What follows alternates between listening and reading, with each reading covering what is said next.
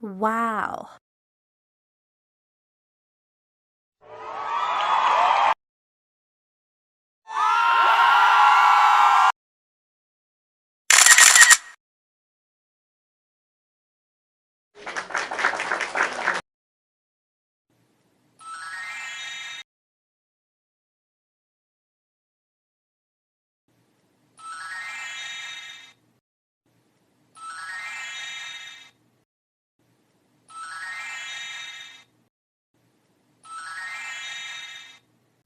Hello my friends, ladies and gentlemen over there. Welcome again to my channel, to BOUGAINVILLEA Hardinala's channel. This afternoon, our topic is about repotting the bougainvillea grown out of sticks of, bougainvillea stems like this. Okay, like this. Okay. So, the soil materials that I used are made up of old dry hull, sawdust, fine. I will, emphasize this fine charcoal because this is the ones very responsible for the aeration or for the loosening of the soil, so that it will prevent from becoming hard, that sometimes makes the plant to die. And also a little of ash and a little of cow dung, but everything I mix here already. So what I want to emphasize only is that we must use always the fine charcoal or even bigger than this, so that our soil will maintain loose. Okay, and the very important thing about this charcoal is that this is responsible for secreting nutrients for the long-term consumption of our plants, okay, to make them grow healthy and lushy. Okay, so let's continue. Okay, we will start now repotting our already grown bougainvillea stems, which I planted in this reused cement sack. And then because last time I did this only because I don't have enough time to pot individually in pots or in any pot, and that's why I planted it here. Now they are overgrown here. I will transfer them to individually to pots, or maybe in one pot I will put 2 or 3 of them. Okay, so please watch.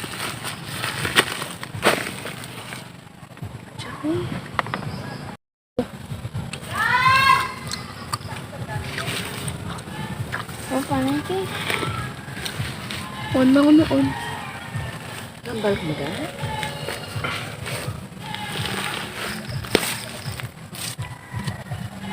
So I will put 3 in this pot so that it will become thick and fluffy. No, ilagay ko ang 3 dito para makapal kaagad.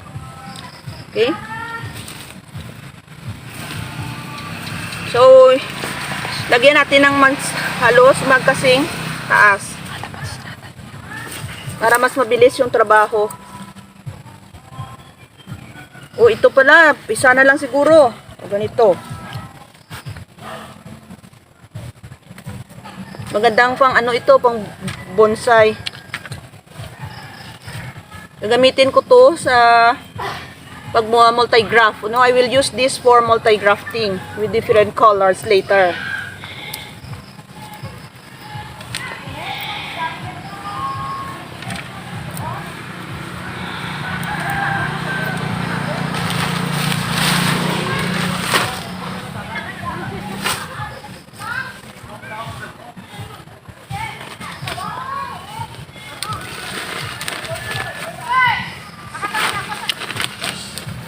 So, pwede ito sa pot na ito. Kasi medyo mali ito.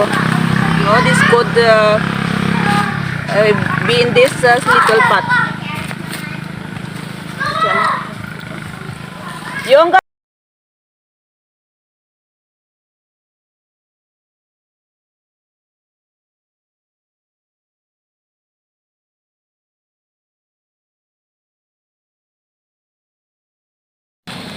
on.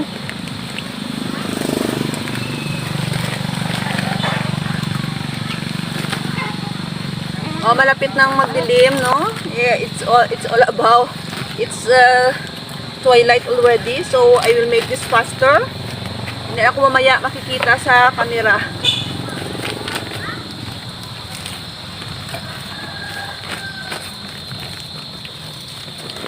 This look beautiful. This can be a bonsai material someday.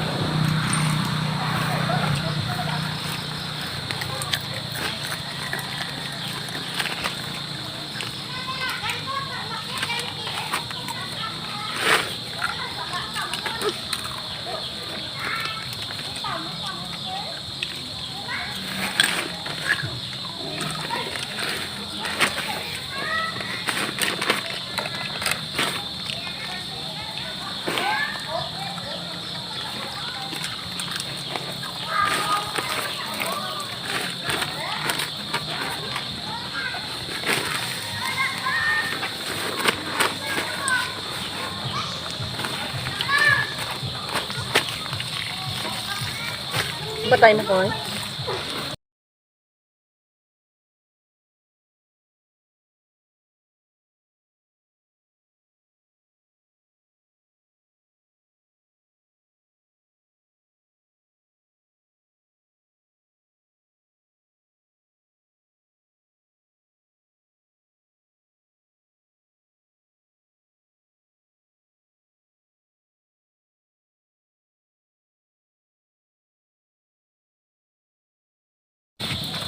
Okay, so finish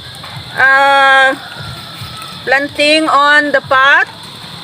We will water this individually so that it will grow continuously, no? It will not die. Hindi siya matutuyo.